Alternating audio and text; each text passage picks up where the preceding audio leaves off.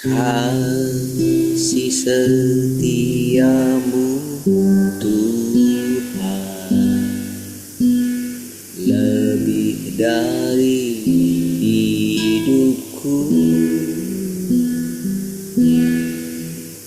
Jalan-jalanmu ya Tuhan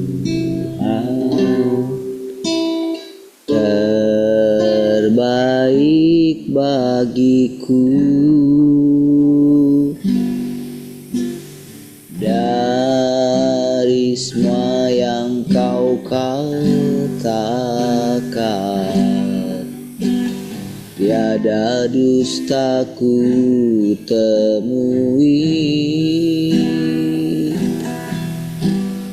Dari semua yang kau janjikan, tiada yang tak terpenuhi. Andaikan ku harus memilih, tetap hatiku padamu, tak satu pun dapat menggantikanmu. Hanya kau yang berarti bagiku, lebih dari semua yang ada. Kaulah segalanya bagiku, tak ingin ku berpaling darimu selamanya. Ku akan menyembahmu Tuhan.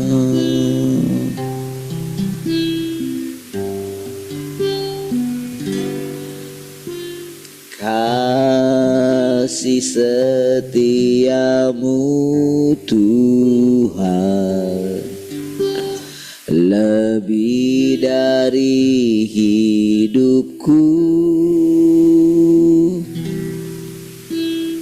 Jalan-jalanmu ya Tuhan terbaik bagiku.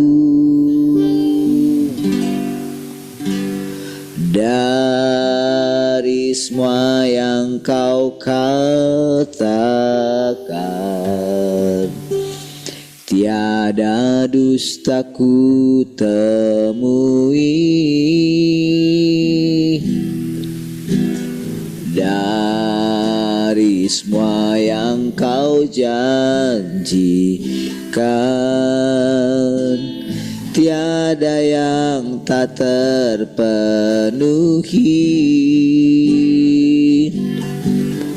Andaikan ku harus memilih, tetap hatiku padamu, tak satu pun dapat menggantikanmu. Hanya kau yang berarti bagiku, lebih dari semua yang ada. Kaulah segalanya bagiku, tak ingin ku berpaling darimu selamanya. Ku akan menyembahmu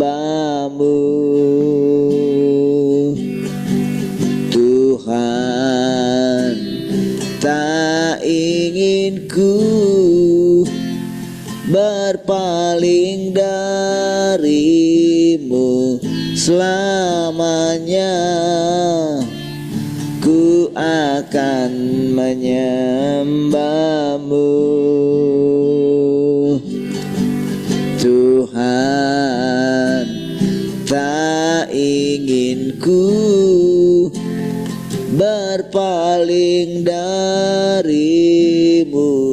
selamanya, ku akan menyembahmu. Tuhan,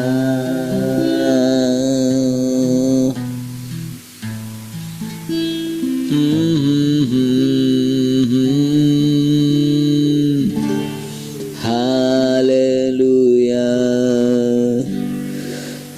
Selamanya menyembahmu Tuhan, selamanya memandang wajah-Mu.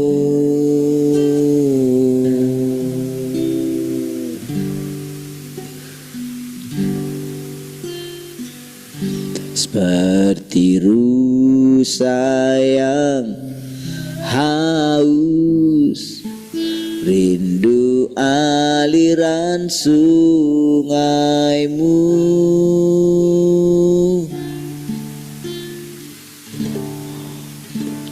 Hatiku tak tahan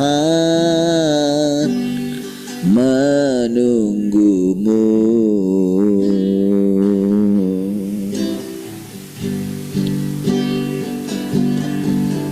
Bagai padang gersang menanti datangnya hujan,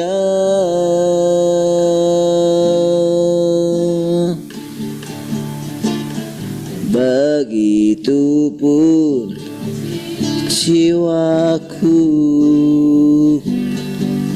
Tuhan.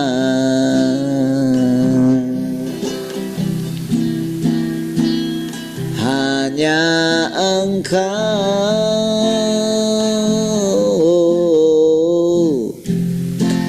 pribadi yang mengenal hatiku, tiada yang tersembunyi bagimu. Seluruh isi hatiku Kau tahu, dan bawaku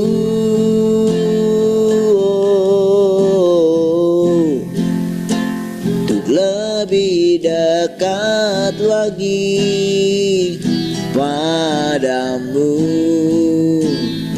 tinggal dalam indahnya dekapan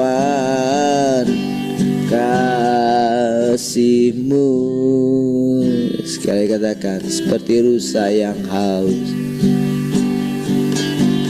seperti rusa yang haus,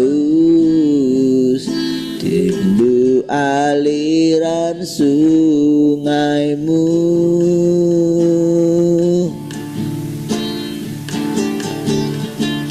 Hatiku tak tahan menunggu-Mu,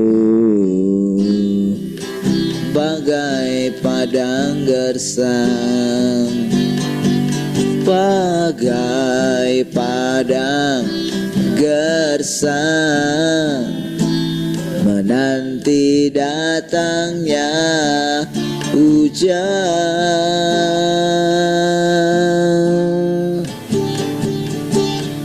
begitupun jiwaku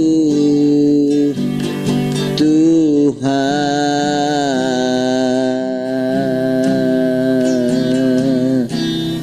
Hanya Engkau pribadi yang mengenal hatiku, ada yang tersembunyi bagimu. Seluruh isi hatiku kau tahu, dan bawaku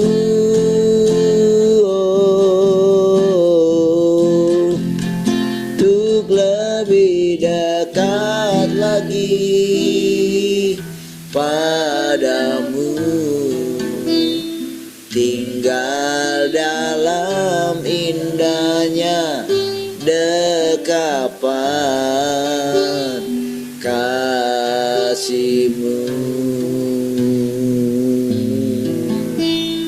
Tinggal dalam indahnya dekapan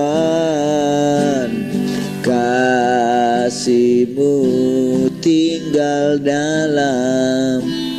Tinggal dalam indahnya dekapan kasih-Mu.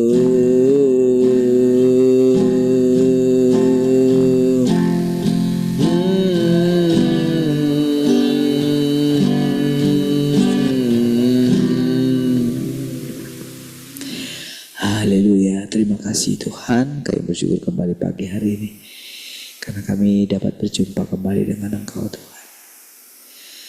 Engkaulah kekudusan kami Tuhan, Engkaulah kebenaran kami Tuhan, Engkaulah jalan hidup kami Tuhan.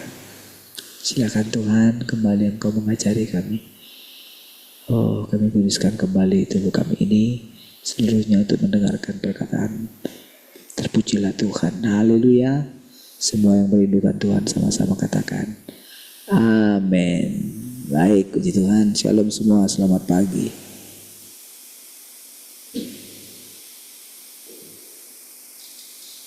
Shalom semua, selamat pagi.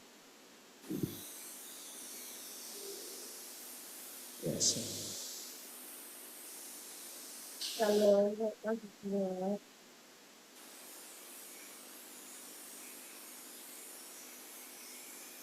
Shalom semua, selamat pagi. Shalom semua, selamat pagi. Baik, sharing.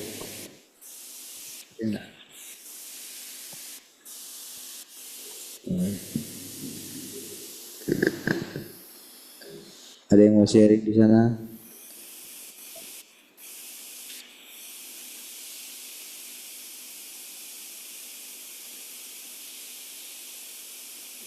Atian masih di kampung ya ini?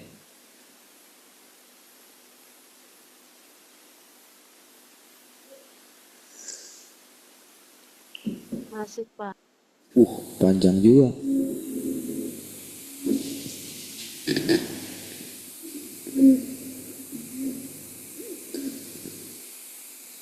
Kapan pulang?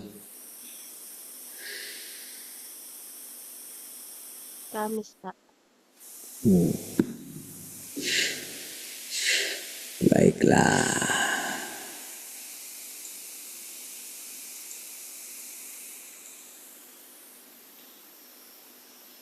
Yang lain pada kemana?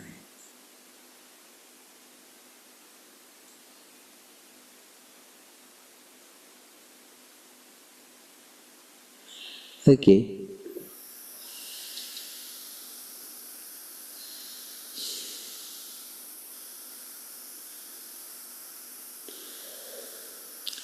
Engkau dapat memahami makna sebenarnya dari firman berikut.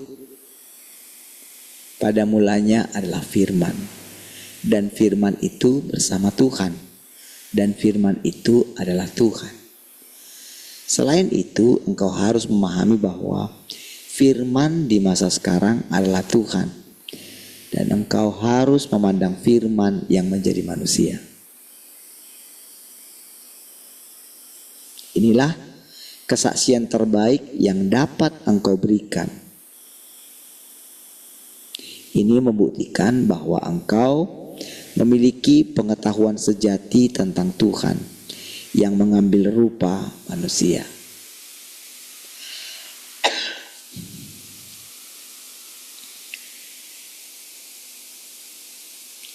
Engkau tidak hanya mampu mengenal Dia, tetapi juga mengetahui bahwa jalan yang engkau tempuh saat ini adalah jalan kebenaran, dan hidup Yesus mengerjakan suatu tahap pekerjaan yang hanya memenuhi substansi dari firman itu bersama-sama dengan Tuhan.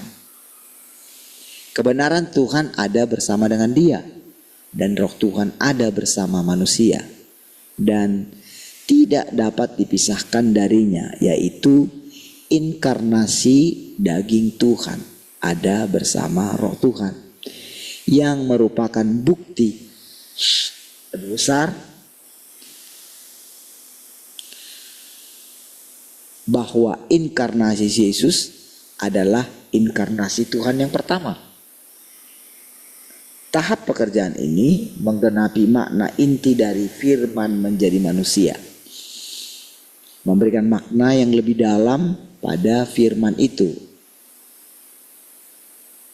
bersama dengan Tuhan, dan firman itu adalah Tuhan, dan memungkinkan engkau agar yakin mempercayai firman bahwa pada mulanya adalah firman. Jadi untuk menjelaskan, jadi inkarnasi yang pertama supaya kita yakin pada mulanya adalah firman. Firman itu bersama-sama dengan Tuhan, bersama-sama dengan Allah, dan firman itu adalah Allah, gitu kan. Dan lalu dikatakan firman itu menjadi manusia,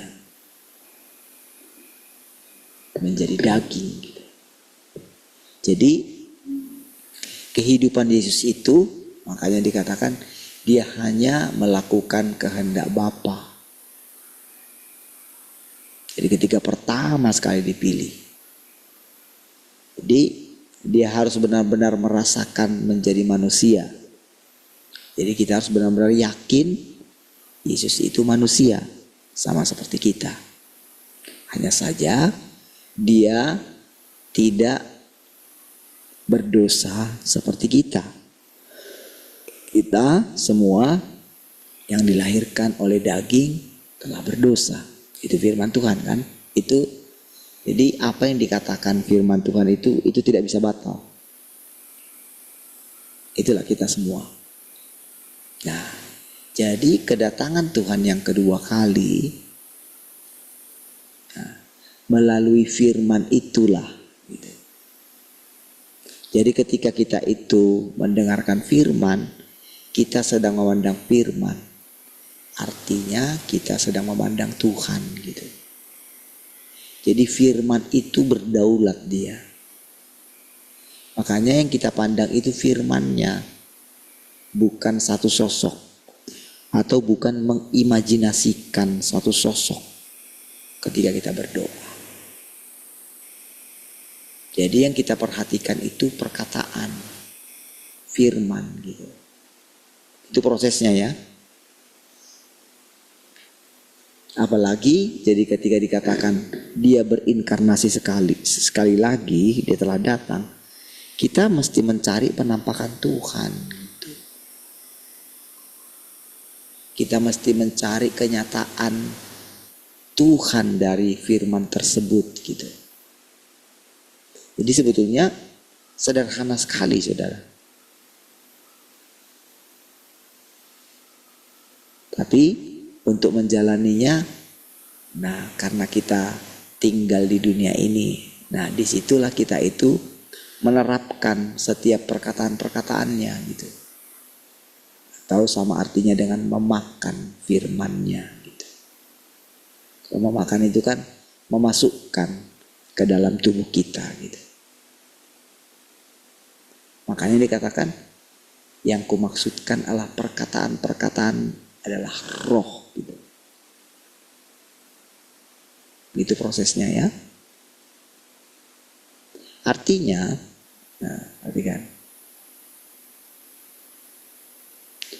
Pada saat penciptaan, Tuhan memiliki firman. Firman-Nya ada bersama-sama dengan Dia dan tidak dapat dipisahkan darinya. Dan pada zaman akhir dia bahkan semakin memperjelas kuasa dan otoritas firman-Nya dan memungkinkan manusia untuk mengerti semua jalannya, mendengar seluruh firman-Nya gitu. Jadi kalau kita ibaratkan gitu, pada mulanya adalah firman. Firman itu berasal dari Allah. Jadi kata-kata itu gitu sudah ada semua. Jadi kayak satu pribadi dia. Tetapi itu tidak dapat dipisahkan dari Allah. Jadi kalau mau disederhanakan, isinya Tuhan itu adalah firman. Firman itu adalah terang. Firman itu adalah kehidupan. Firman itu adalah jalannya. Firman itu adalah kebenarannya. Jadi sebelum berkata-kata gitu, sebelum manusia ini menjalankan kehidupannya, mau dia jadi apa gitu ya nantinya, itu sudah ditetapkan lewat firman itu gitu.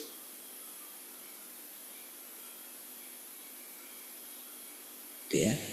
Jadi dari kita mencoba memahami dengan sederhana gitu ya, maka disitulah sebetulnya letak keselamatan kita gitu. Mau sampai kapanpun, mau gimana pun manusia itu mau menentang Tuhan, pada akhirnya manusia itu akan tunduk kepada Tuhan. Nah, iya. Di kehidupan yang sekarang dia tidak tunduk. Di kehidupan berikutnya, mau tidak mau dia harus tunduk. Makanya tergantung kepada orang itu gitu. Pilihannya hari ini. Kalau engkau mendengarkan suara Tuhan, jangan keraskan hatimu. Kalau engkau mengeraskan hatimu, ya sudah. Lawanlah terus katanya. Lawanlah terus. Apakah engkau bisa melanggar kenyataan? Nggak bisa. Jadi saudara, ketika kita itu terus mendengarkan firman ini saudara ya, mau gimana pun pada akhirnya saudara, kita itu akan sadar juga. Setiap manusia itu akan sadar juga. Ketika dia berkuasa, ketika dia kaya, ketika dia sehat, mungkin boleh dia itu tidak lagi sungguh-sungguh sama Tuhan. Ketika tidak ada masalah gitu. Tapi begitu umurnya makin bertambah, tubuhnya makin lemah, ya kan? Ketika dia harus mengalami ujian kesendirian, ya kan? Ujian ditinggalkan orang. Nah, mau tidak mau saudara, orang itu harus datang sama Tuhan. Sama siapa lagi dia datang?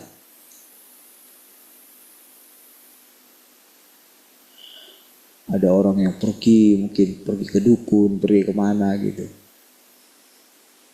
Ya, ada orang yang pergi minta ditupangin tangan gitu. Wah, nanti dia semangat hidupnya gitu. Setelah itu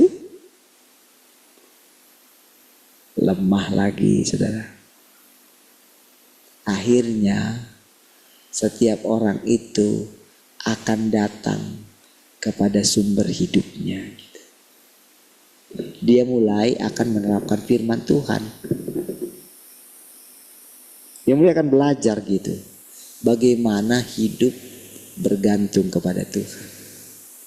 Jadi setiap orang itu nanti saudara, setiap manusia itu, mau tidak mau saudara, dia itu akan menemukan Tuhan itu.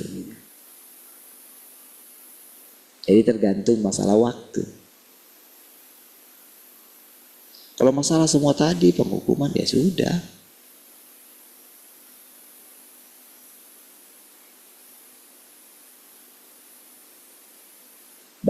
Tuhan sendiri sudah menanggungnya. Tuhan menanggungnya itu supaya kita bisa memasuki dunia yang baru gitu. Tapi kan kalau orang tidak percaya dengan firman Tuhan yang baru, manalah bisa dia memasuki zaman yang baru? Nggak bisa kan?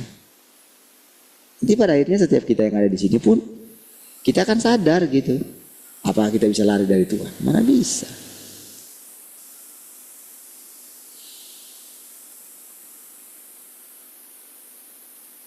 Jadi baik.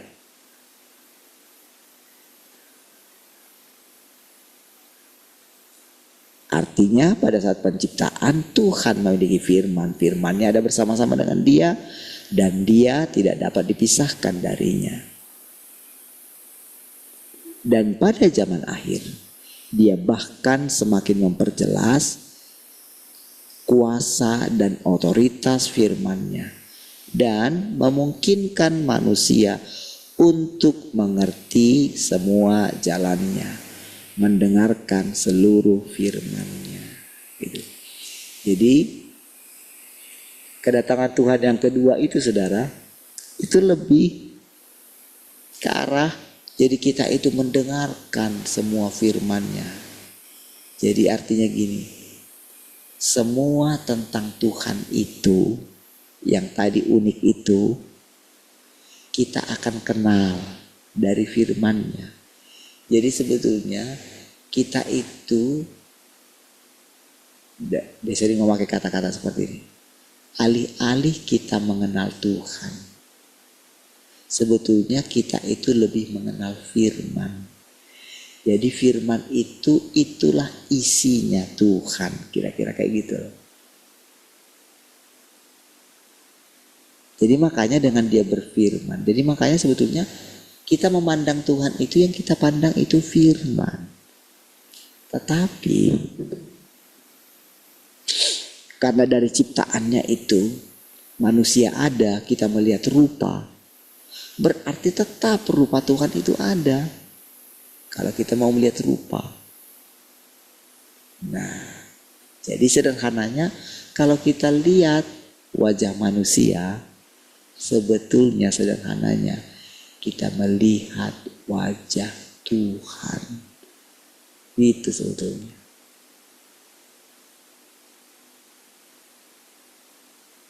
Nah, semakin seseorang murni, maka semakin transparanlah dia.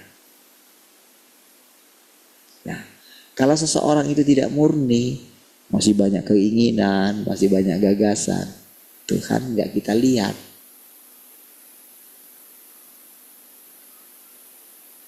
Karena tertutup oleh topeng yang dipakai oleh manusia itu. Ada selaput.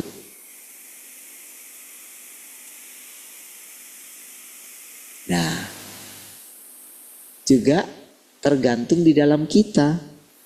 Kenapa dikatakan berbahagia orang yang suci hatinya? Karena mereka akan melihat Tuhan gitu.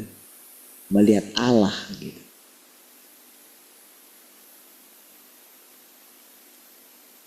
Bagaimana bisa menjadi suci? Berarti kan orang itu harus punya firman. Harus menerapkan firman.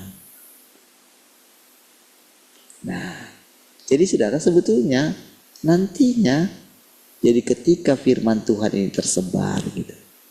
Pertama-tama saudara ketika kita mendengarkan,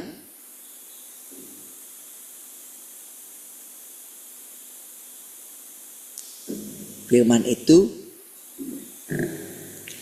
belum menghasilkan apa-apa dalam diri kita.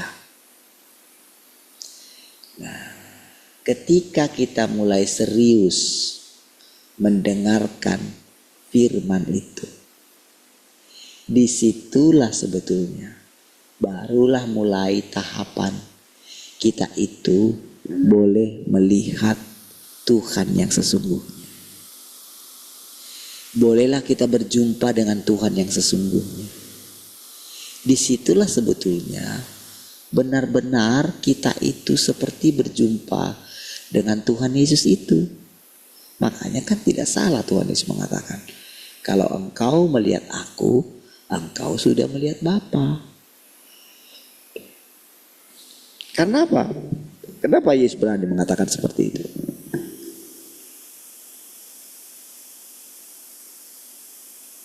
Kenapa berani mengatakan seperti itu?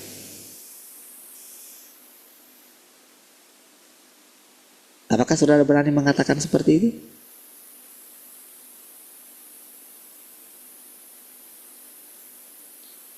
Ketika seseorang mulai menerima Yesus. Oke, itu pertama.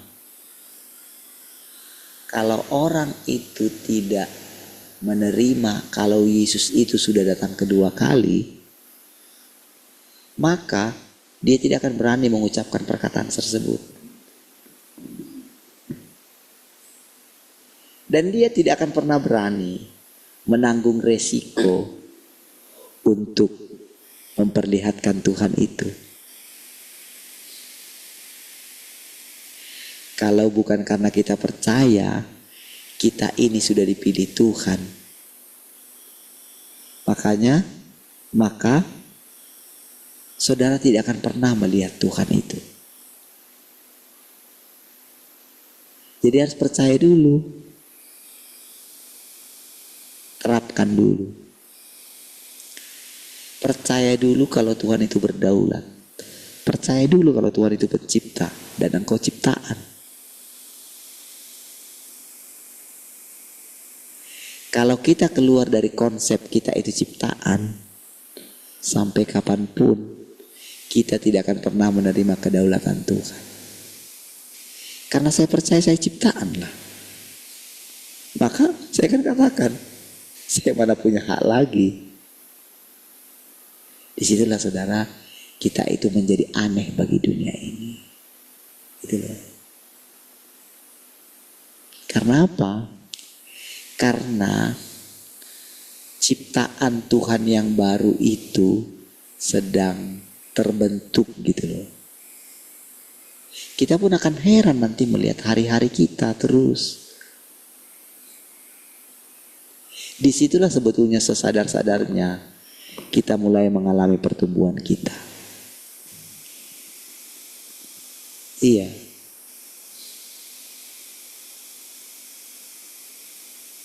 Setelah kita menerima, mau memasuki tahap yang baru. Kalau kita terus hanya di musim yang pertama atau di zaman yang kedua, maka kita itu akan terus nanti berulang seperti ini.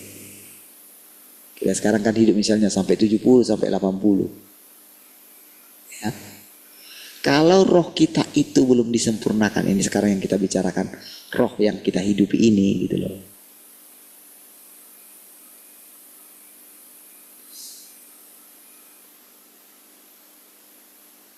Jadi ketika kita hidupi ini, ketika kita jalani ini, kehidupan ini gitu.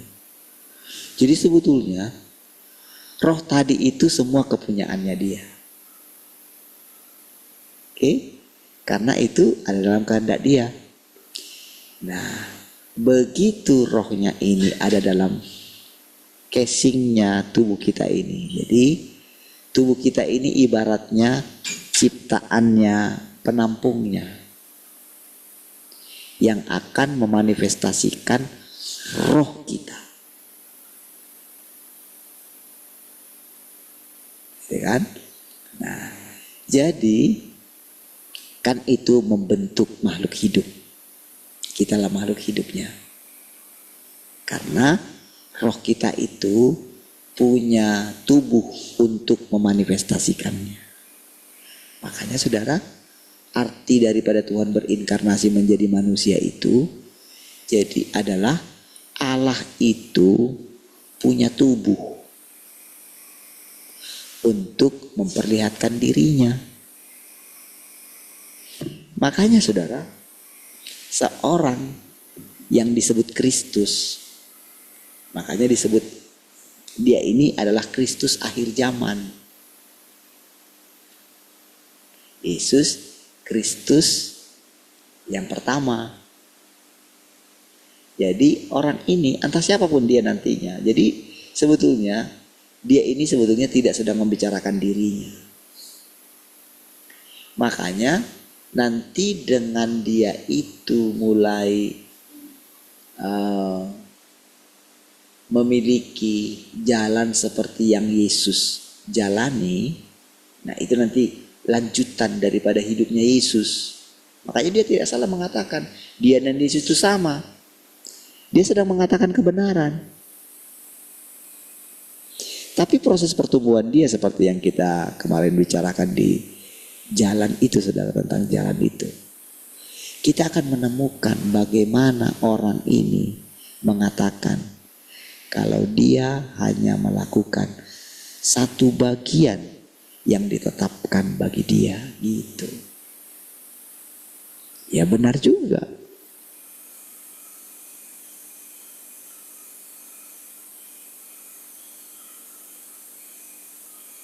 Jadi ketika dia mengatakan aku dan Bapa itu satu, apa artinya itu, saudara?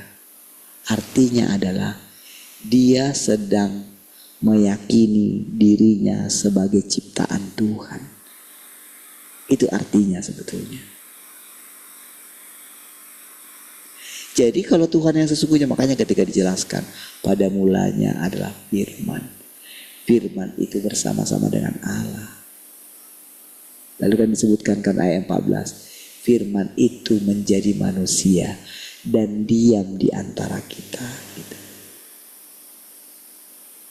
Saudara, kalau Yohanes itu tidak dipenuhi, diilhami oleh Roh Kudus, dia nggak bisa mengatakan perkataan itu. Perkataan itu nggak bisa diucapkan oleh ahli Taurat. Makanya perkataan-perkataan yang saudara dengarkan tidak bisa diucapkan oleh para pendeta, para ahli teologi, nggak bisa dia. Harus dibongkar dulu dia, gitu. Harus berani dulu dia menanggalkan keilmuannya. Barulah bisa dia melihat atau mendengarkan firman Tuhan itu. Baru bisa.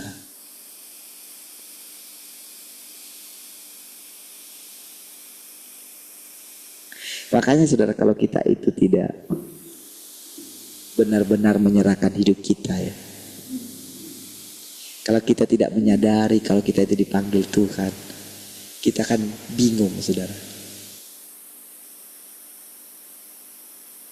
Apalah maksudnya Tuhan itu? Kalau kita selalu mengatakan kayak gitu, nah berarti kita masih mengeraskan hati kita.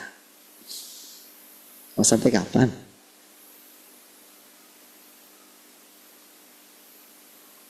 Aduh, sering sekali saudara kalau sudah pada posisi kayak gitu. Iya ya Tuhan.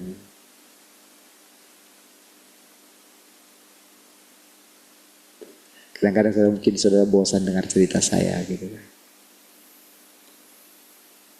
Tapi memang itu nyata, saudara. Tapi apakah saya harus berbangga dengan itu? Ngapain saya berbangga lagi? Toh dia juga yang mengerjakan itu di dalam diri saya. Semua langkah-langkah berani yang saya ambil,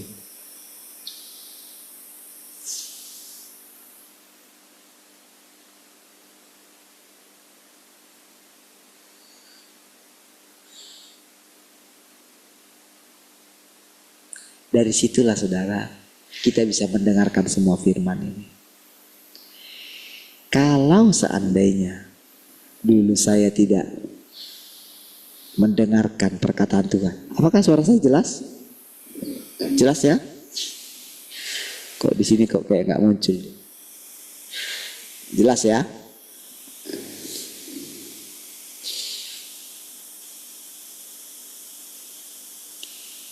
Kenapa kita bisa mendengarkan semua perkataan-perkataan ini? Apakah karena saya itu sudah mencapai titik tertentu, mencapai level tertentu? Tidaklah.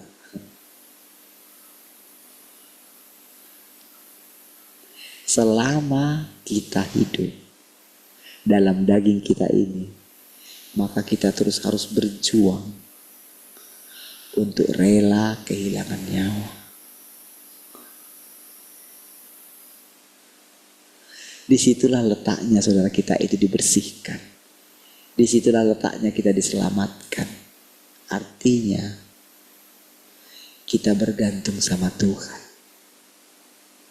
Iya, sampai nanti kita itu akan berkata seperti ini. Tuhan, aku memutuskan hanya untuk melakukan kehendak-Mu Tuhan. Artinya saudara, kita akan menjalani kehidupan kita ini dengan normal. Tidak bersungut-sungut lagi. Tidak mempersalahkan orang lain lagi. Tidak menganggap diri kita lebih baik dari orang lain.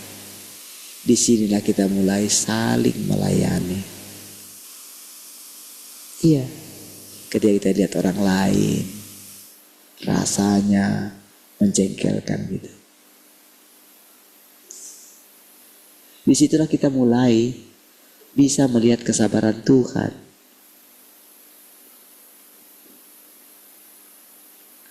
Jadi waktu kita itu mematuhi prinsip, aku tidak akan menghakimi. Aku walaupun penghakiman itu diserahkan kepadaku. Kan waktu Yesus diberikan hak itu, Tuhan bilang apa? Aku pun tidak menghukum engkau.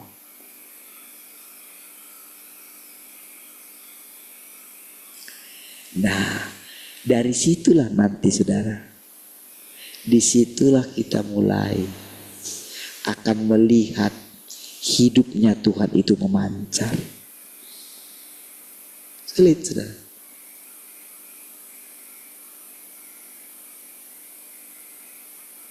Kalau dia tetap berkata begini, kalau misalnya seorang ya, gimana nggak bisa?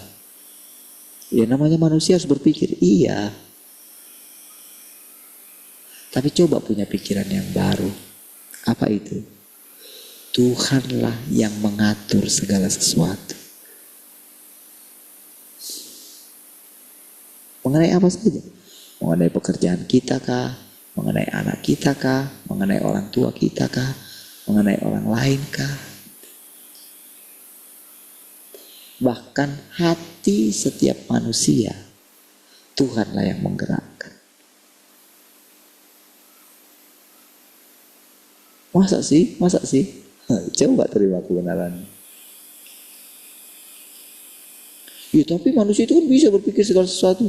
Kalau misalnya, apakah Tuhan menentukan dia harus pergi ke sana? Bukan itu maksudnya.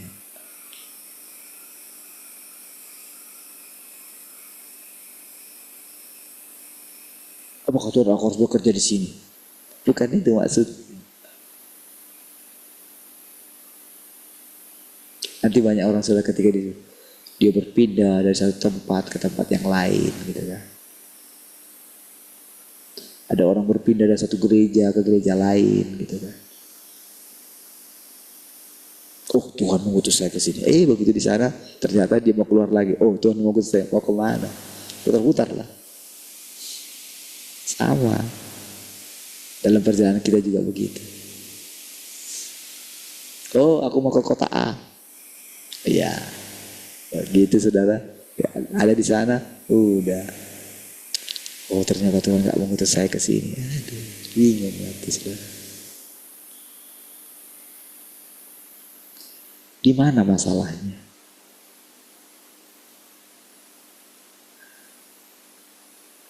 Kalau kita selalu menunggu harus, kalau Tuhan penuhi doa saya hari ini. Kalau sudah selesai ini, saya akan sungguh-sungguh menyerahkan hidup saya. Enggak. Keinginanmu itu enggak pernah selesai. Keinginanmu selesai ketika nanti dagingmu itu sudah tidak punya daya lagi. Sampai kayak gini. Tiada lagi kata, tiada lagi daya, tiada lagi harta.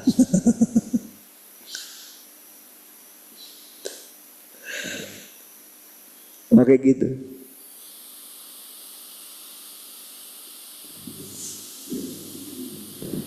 Dari nol ya Pak. Itu pom bensin sudah. Oh kita dari minus ya Pak. Saudara, saya harus ketawa ngomong ini saudara. Tapi kadang-kadang ketawa kayak gini lebih menyakitkan. Bagi orang yang merasa kena gitu.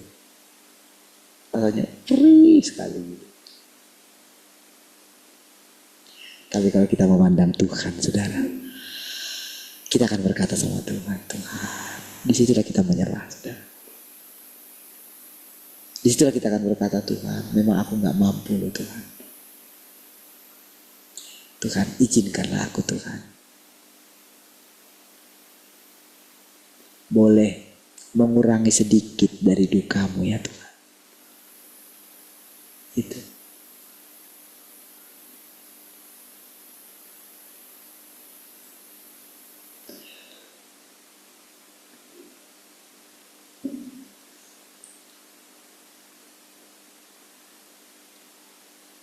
Demikianlah pekerjaan dari zaman akhir. Nah, ini pekerjaannya sekarang itu. Coba lihat ketika sudah mendengarkan ini kan. Jadi kalau dikatakan zaman akhir itu bisa termasuk dari kita ini saudara. Apakah kita menganggap ini sudah zaman akhir? Kalau anak-anak kita boleh tidak perlu, oh itu belum zaman akhir. Biasa saja, masih jalan dia hidupnya gitu. Karena hidup itu berjalan terus dia.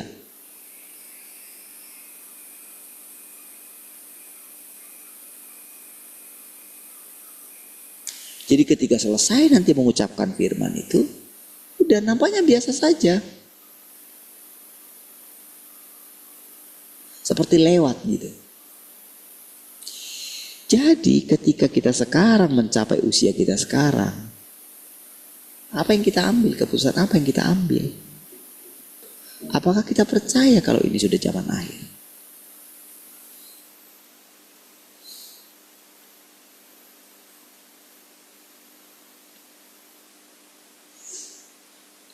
Kalau nggak percaya, nah itulah yang membuat kita itu tidak akan pernah kembali sama Tuhan. Karena kita pikir kita masih bisa mengandalkan diri kita.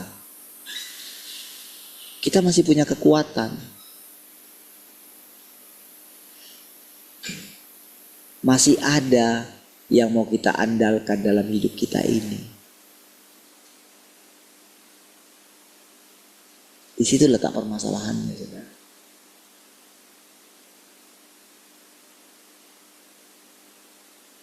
Iya.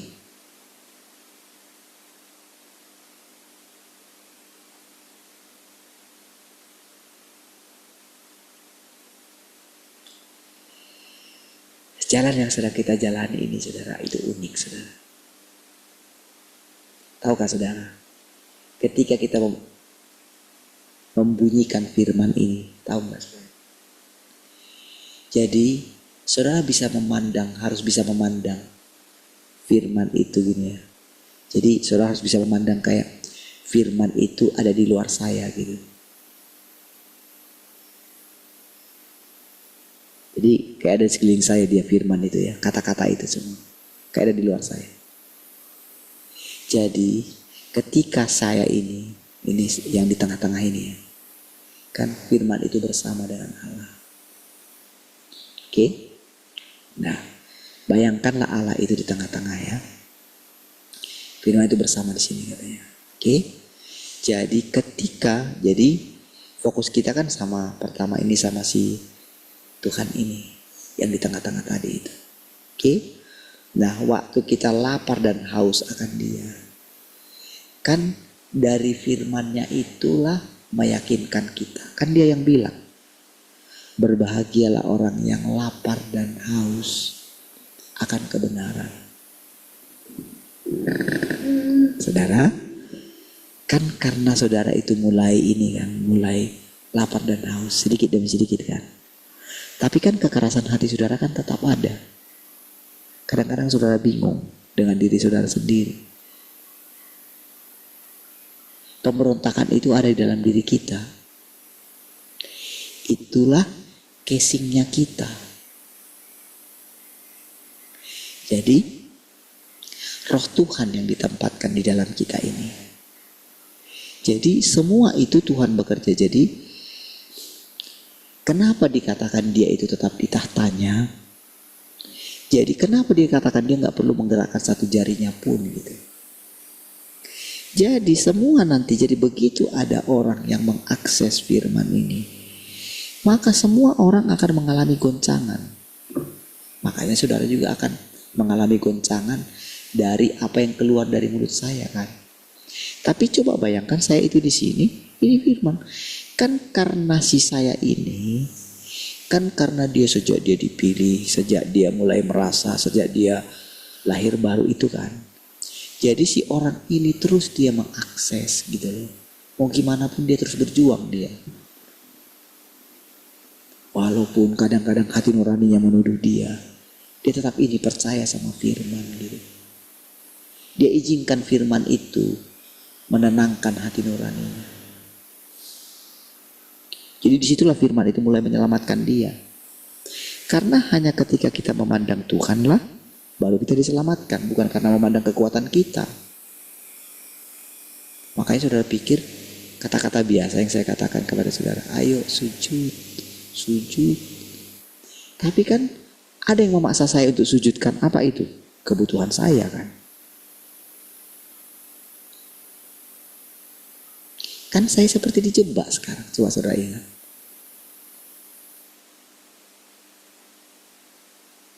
Anak saya kuliah lah, ya kan.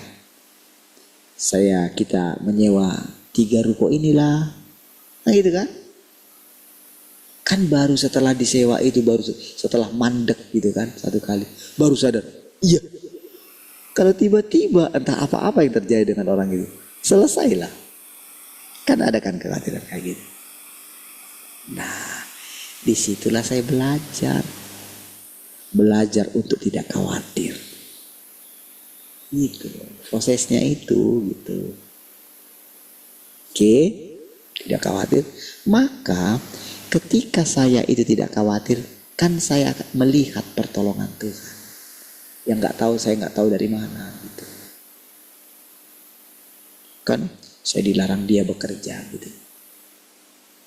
Makanya ketika saya sakit itu kan sudah sembuh gitu. Saya kerja lah gitu kan, saya cobain lagi. Ketika saya nggak bisa bayar uang buku anak saya gitu, saya kan geram gitu. Tapi dengan kata yang lembut di hati saya, kenapa saya bisa dengarkan?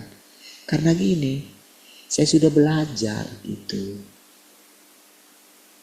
Saya sudah menyadari panggilan saya. Iya. Ngapain lagi saya menolak?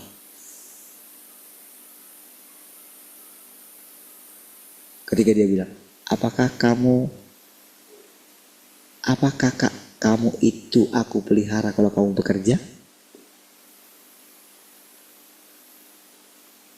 Mana buktinya kalau kan kalau kamu kerja kan memang kamu dapat upahmu. Tapi ketika kamu gak bekerja, kalau kamu bisa makan, bisa minum, anakmu sekolah, itu berarti kan ada keajaiban kan. Nah, disitulah saya belajar. Ketika dia bilang, apakah aku hanya bisa pelihara kamu kalau kamu kerja? Nah, gitu loh. Sederhana itu. Tapi orang lain yang melihat saya mungkin akan berkata, oh itu kan Bapak karena dipanggil Tuhan.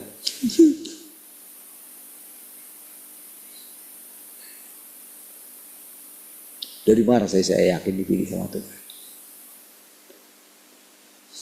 Apakah saya mendengarkan suara Tuhan ketika saya dipanggil full time dulu? Apakah saya mendengarkan suara Tuhan? Kamu akan jadi full time itu. Apa? Enggak ada. Enggak ada. Sangat cepat sekali loh. 2 tahun bertobat loh. Saya langsung full time loh. 2 tahun loh. Kan setelah saya nurut itu, wow, itu cepat sekali loh. Kalau saya bilang, itu pertumbuhan saya kalau dalam hal apa saja gitu, khotbah lah apa gitu semua. Cepat sekali. Ketika saya dipercayakan di bidang apapun gitu, cepat sekali. Iya.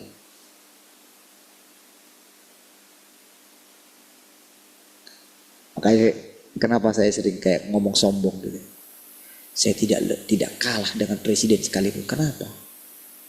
Oh itu karena roh Tuhan aja yang bekerja gitu.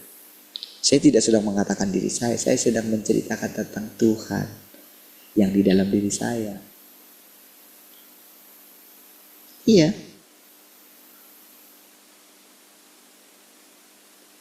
Kalau Tuhan mau permalukan orang-orang pintar itu, dia pakai siapa? Dia pakai orang-orang bodoh.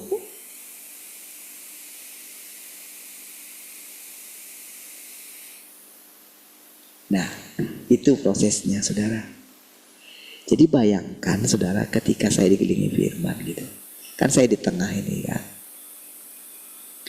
Jadi, ketika saya itu terus, kan saya ini kan, coba kita bayangkan yang di sorga dia kan. Oke. Jadi kita harus membayangkan hanya ada kita berdua dulu dengan Tuhan. Masing-masing kita punya kayak gitu. Karena kan kita ciptaan.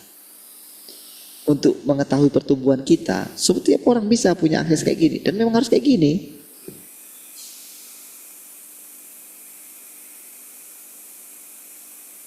Iya. Jadi mau dia anak sulung kah, mau dia rasul, enggak semua itu posisinya sama. Bahkan para rasul itu menemukan mereka itu lebih rendah daripada jemaat gitu loh. Iya loh, mereka menemukan itu. Paulus menemukan itu loh. Jadi jangan saudara pikir mereka itu punya pikiran yang lain dari situ. Cuma ketika ujiannya nyata sama mereka, disitulah dia itu ini. Ketika ujian dia itu ditinggalkan. Oh, dia belum ujian ditinggalkan oleh Tuhan loh.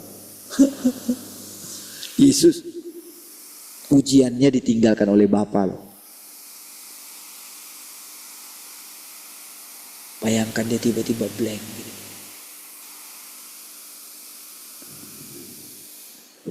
Nah, kan pasti kan dia bisa merasakan sesuatu. Makanya sampai Daud mengatakan jangan ambil rohmu. Itu sebetulnya dia gak ngerti sebetulnya. Dia mau ngomong apa dia ngerti, tapi dia merasakan sesuatu yang hambar, dia takut sekali.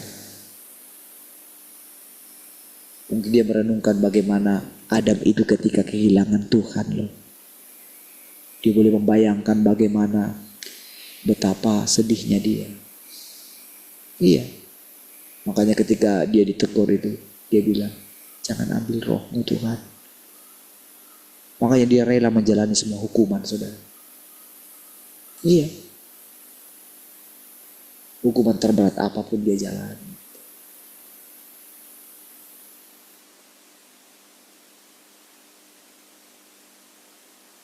Sehingga dia bisa mengatakan, jangan ambil rohmu Tuhan.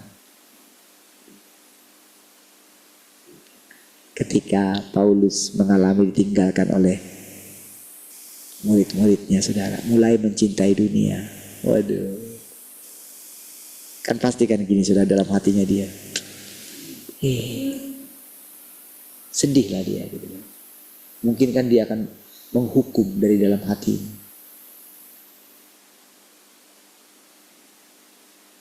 Tapi apakah seperti itu kenyataannya? Tidak, saudara. Itu hanya menguji hati kita. Tuhan bilang, dia tidak menghendaki kematian satu orang fasik pun. Itu untuk menolong setiap kita itu, saudara. Untuk memandang, untuk kita itu. Bayangkan, iblis saja. Kan saudara, Tuhan itu kudus, saudara. Tahu artinya kalau dia kudus?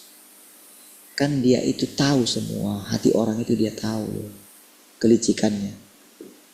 Tetapi dia itu tidak bisa menghindar kalau ternyata jadi iblis itu jadi walaupun dia sangat menjengkelkan, dia sifatnya memberontak kepada Tuhan, melawan, bahkan ingin mengambil mahkotanya dia. Bayangkanlah segala usaha yang ada dalam dia. Jadi ketika Tuhan memvonis iblis itu adalah musuhnya, maka kayak iblis itu jadi kuat dia. Karena dia sudah ditetapkan dari seperti itu gitu. Nah, tetapi untuk satu pekerjaan yang lain,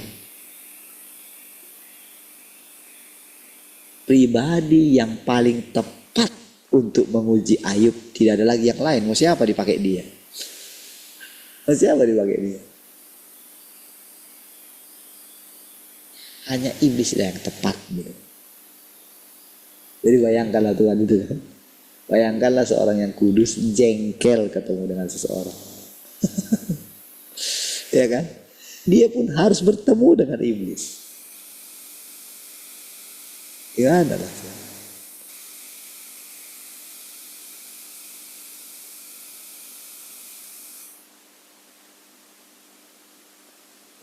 Ketika harus balik lagi, untuk inilah kayak gini.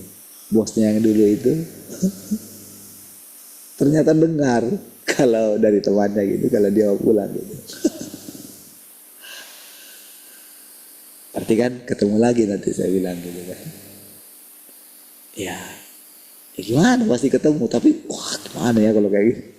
Saya bilang kayak gitu. Tuhan aja harus ketemu dengan iblis loh, saya bilang. Ketawa kami saudara. Iya. Jadi saudara, Tuhan itu kayak gimana gitu ya. Nampaknya saudara, hidup itu kalau kita perhatikan ya. Kalau kita perhatikan masalah kita gitu, berat kali, kita kayak dihimpit loh. Makanya kita gak bisa bersuka cita. Makanya kalau saya bilang bersuka cita lah gitu. Oh itu rasanya itu saudara. Kenapa gak di posisi saya? Sudah saya bilang.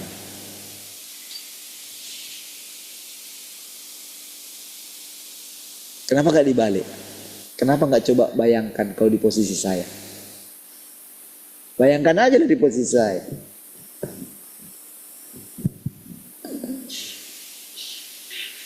Saudara masih enak gitu, bisa kerja, bisa ini. Enak lah. Bebas gitu kan. Gak perlu memikirkan jemaat. Gak perlu memikirkan orang lain. Kalau saya, saudara agak miring-miring. Saudara agak gimana? Saudara kayak misalnya, kalau saya lihat misalnya ada orang itu pelit misalnya gitu, ya kan, nggak murah hati gitu, dia ambil untuk dirinya sendiri, keuntungan untuk dirinya sendiri gitu. Lalu itu adalah jemaat saya misalnya, gimana hati saya nggak teriris-iris sudah. Iya, itulah kehidupan yang saya harus jalani. Sementara saya harus memikirkan anak saya lagi.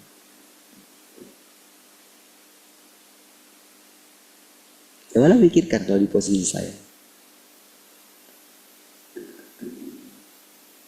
Nah, disitulah saudara, saya itu mulai memikirkan bagaimana kalau saya di posisi orang lain. Iya. Makanya ketika saya sudah melewati sedikit lah gitu. Makanya saya bisa bicara dengan berani kayak gitu. Kenapa? Karena saya tahu gak ada gunanya kita melawan Tuhan. Gak ada. Memang kita bisa melawan Tuhan. Oke lah, bergulatlah dengan Tuhan. dan kamu menang. Sampai Tuhan itu harus memberkati dia loh. Oke lah, kamu menang. Sudahlah, kamu harus lepaskan aku. Tuhan mengakui dia kalah loh. Sama Ayub itu kan. Sama Yakub. Oke lah, kamu menang katanya. Siapa namamu katanya.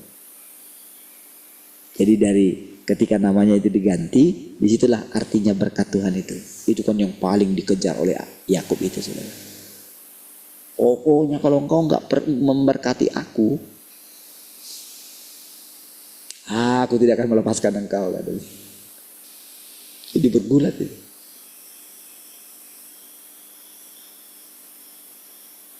Sama saudara.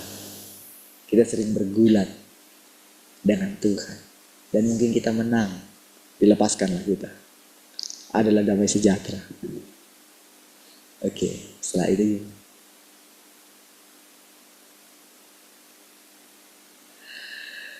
saudara, kalau kita mau ikuti perjalanan kita nanti, ya puji Tuhan saya lebih tua dari saudara. Iya. Jadi Tuhan bilang, kalau engkau sudah insan, kuatkanlah saudara-saudara. Nah, disitulah kita semua yang dipilih, saudara. Pilih, dan pemilihan Tuhan itu, udahlah Tuhan yang tahu lah. Tetapi waktu kita ini sadar kita dipilih. Kalau kita dikatakan kita anak sulung, kita dipilih, itu lebih berat sebetulnya. Tetapi ingatlah selalu gitu.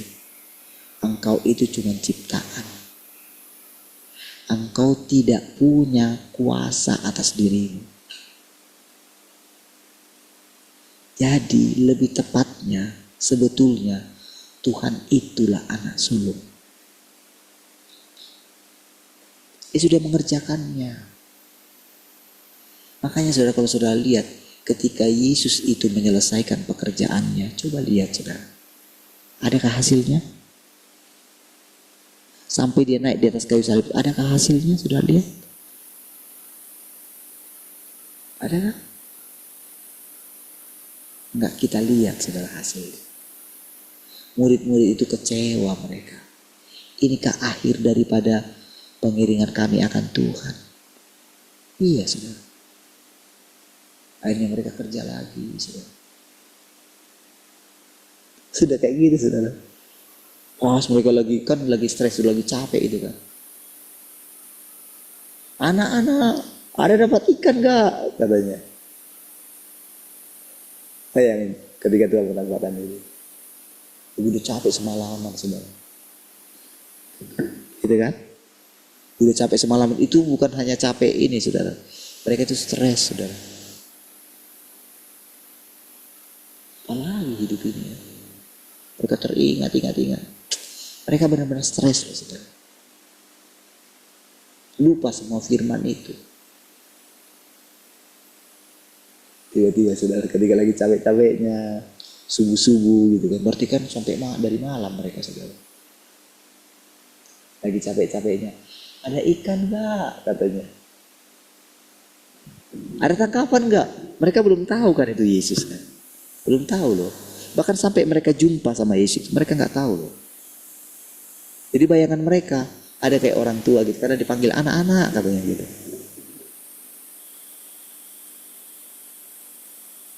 Lalu sudah lagi stresnya itu kan. Kan kalau kita dulu itu kan, kita kayak gimana ya. Kita kan dalam diri kita ini kan ada kayak misalnya kita sudah sulit misalnya mancing misalnya. Udah kita suruh, coba kamu yang mancing gitu kan. Kita suruh anak kita kan. Nah dia dapat malahan gitu. Istilahnya kan orang itu punya rezeki lah. Kira-kira kayak gitu, ada rezeki gitu loh. Kan? Nah, atau kita sering bilang tangannya panas lah, tangannya dingin katanya gitu kan. Kalau dokter gitu kan. Belum apa-apa sudah menyembuhkan orang gitu kan. Nah, jadi kira-kira mereka dengarkan kayak gitu. Jadi siapa itu orang tua itu? Tebarkan jalanmu ke kanan katanya gitu kan. Sebelah kanan. Padahal itu pasti udah bolak-balik lah, nggak mungkin. Nah, dari kiri ke kanan, kanan ke kiri, kiri ke kanan, kanan. Udah gitu saudara. Udah gantian mereka. Semalaman saudara. Pas ketika ditebarkan ke kanan gitu kan. Sebelumnya jantungnya mereka itu udah degup-degup gitu. Pas waktu ditebarkan itu, disitulah muncul di sini. Ini pasti ada ikan. Iya. Kira-kira seperti itulah yang saya sering alami, saudara. Ketika mendengarkan ada suara di hati saya. Iya. Jadi ketika saya itu misalnya menggumulkan sesuatu gitu ya. Ketika misalnya begitu berat menghimpit gitu ya. Iya. Pas pada saat seperti itu, saudara. Ketika saya sujud saya sudah katakan saudara, saya tidak mendoakan masalah saya. Saya hanya menyerah saja. Sudah tenang. Itu saja saya lakukan. Setiap kali. Dan tahukah saudara ketika nanti saya ganti, saya baca firman. Tiba-tiba saudara. Di dalam hati saya itu. Yes, sudah. Doa pasti terjawab. Iya. Itu ada dulu yang pertama. Dalam segala hal gitu. Itu dulu ada. Baru muncul yang lain. Jadi ketika pas ketika ditangkap berat itu kan udah. Di situ tiba-tiba Yohanes kan bilang, itu Tuhan. Ketika Yohanes bilang itu Tuhan, disitulah Petrus itu tiba-tiba terangkat semua kesedihan dia. Iya, dia orang yang spontan. Semua masalah yang tadi stresnya dia itu kayak terangkat. Saudara. Ketika dia dengarkan itu Tuhan, itulah firman. Itulah tadi yang diakses oleh si Yohanes itu tadi. Ketika dia di tengah-tengah gitu, firman di sekeliling dia. Itu Tuhan dia. Disitulah ketika firman itu, karena firman itu kan bersatu dengan Allah. Disitulah kuasa pencipta itu membukakan mata orang di sekitar mereka. Ingat ya, Yesus pada waktu itu wajahnya tidak seperti ketika bertemu dengan mereka, ketika memimpin mereka. Tidak. Karena dalam setiap kejadian saudara akan menemukan perkataan begini. Mereka tidak berani menanyakan apakah dia Yesus. Karena mereka tahu dari ketika dia memecah-mecahkan roti itu. Berarti rupanya berbeda. Setiap kali menampakkan diri kepada mereka. Yang mereka tahu adalah hati mereka berkobar-kobar.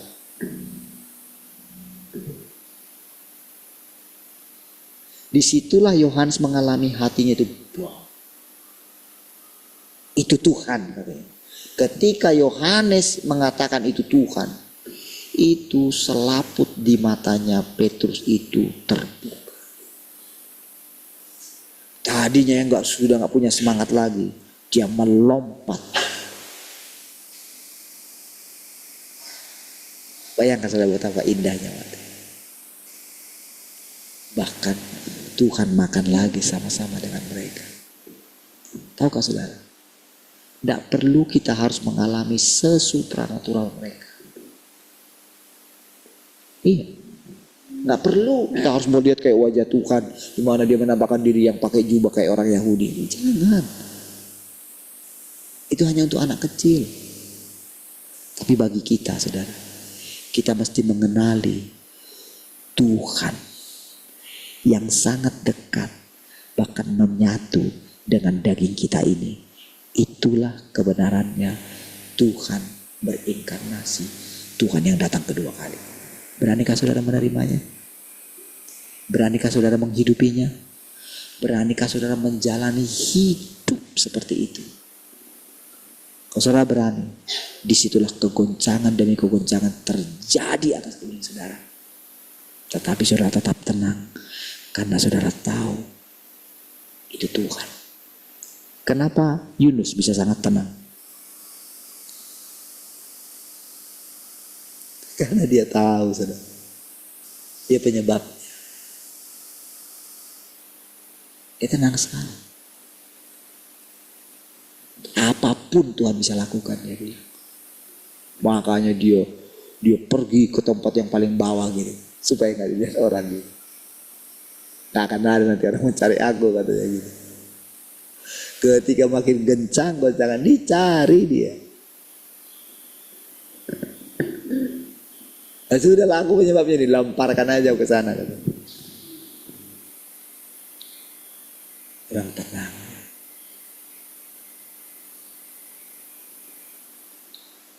Kami lihat, saudara, bagaimana proses demi proses itu dalam hidup kita, saudara. Jadi apapun kehidupan yang dialami oleh para pendahulu kita, saudara, mereka melakukannya untuk kita. Tetapi mereka bersuka cita melihat hari kita. Mari kita berdoa. Terima kasih Tuhan. Kami bersyukur untuk persekutuan. Segala kemuliaan bagi-Mu Tuhan yang menyelamatkan kami. Haleluya. Semua yang mengasihi Tuhan sama-sama katakan amin.